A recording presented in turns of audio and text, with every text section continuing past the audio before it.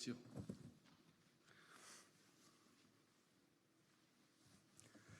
안녕하십니까. 더불어민주당 대변인 한민수입니다. 논평을 발표하겠습니다. 야당 정치인과 언론인까지 사찰한 검찰, 공안 통치를 뛰어넘는 사정정치, 다시 하겠습니다. 야당 정치인과 언론인까지 사찰한 검찰, 공안 통치를 뛰어넘는 사정 통치를 보여주려고 합니까? 검찰이 이재명 전 더불어민주당 대표를 비롯한 야당 국회의원들과 언론인에 대한 대규모 통신조회를 벌인 것으로 나타났습니다. 그 규모가 무려 3,000명에 이른다는 언론 보도도 있습니다. 검찰이 윤석열 대통령의 명예훼손 사건을 수사한다며 수천 명의 야당 국회의원과 언론인의 통화 기록을 들여다본 것입니다. 정치검찰이 수사를 빌미로 야당 국회의원과 언론을 전방위로 사찰한 것입니다. 윤석열 대통령도 후보 시절 수사기관의 통신 조회는 사찰이라고 분명히 말했습니다. 검찰은 수사권을 남용하며 국회의원과 언론인을 마구잡이로 사찰해도 됩니까?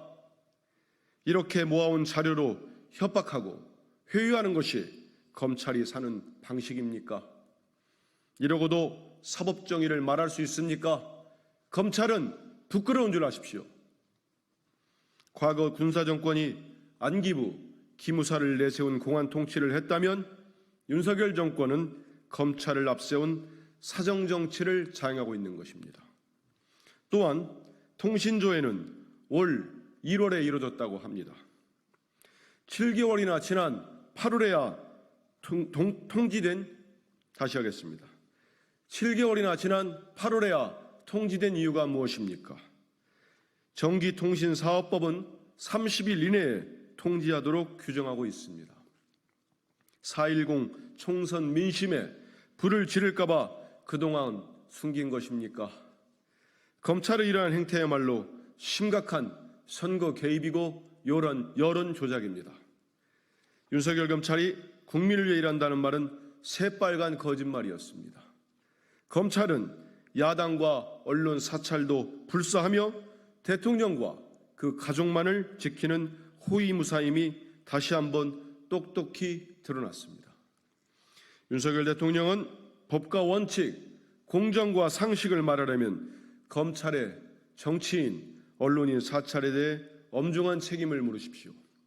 더불어민주당은 오로지 윤석열 대통령의 신복 역할에만 몰두하는 검찰을 국민의 공복으로 만들기 위한 개혁을 더욱더 속도감 있게 할 계획입니다. 윤석열 대통령의 거부권 남발, 군사 독재 정권도 이렇게 무차별적으로 거부권을 행사하지는 않았습니다. 국민의힘 배준영 원내수석 부대표는 더불어민주당이 주장하는 대통령 거부 중독 프레임은 거짓말이며 나쁜 법에 거부권을 행사하지 않으면 민생이 망가진다고 항변했습니다.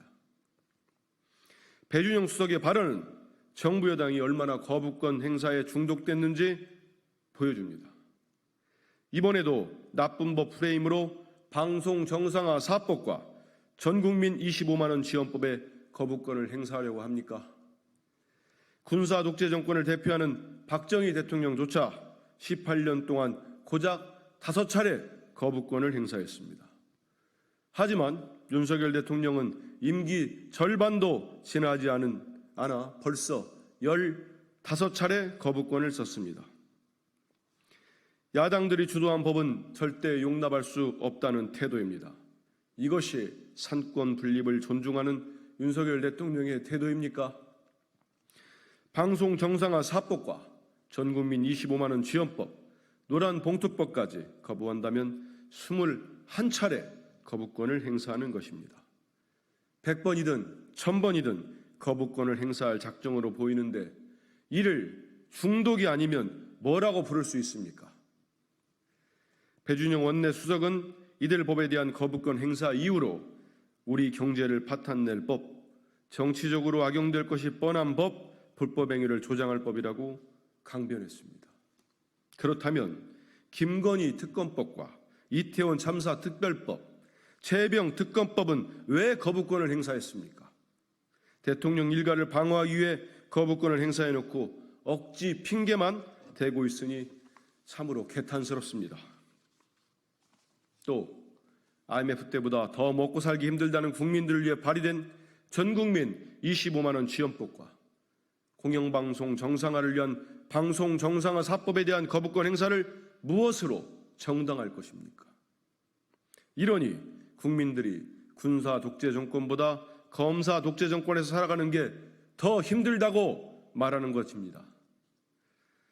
민생경제 회복을 위해 야당의 협조를 구해도 모자랄 대통령이 거부권만 남발하고 있으니 한심합니다.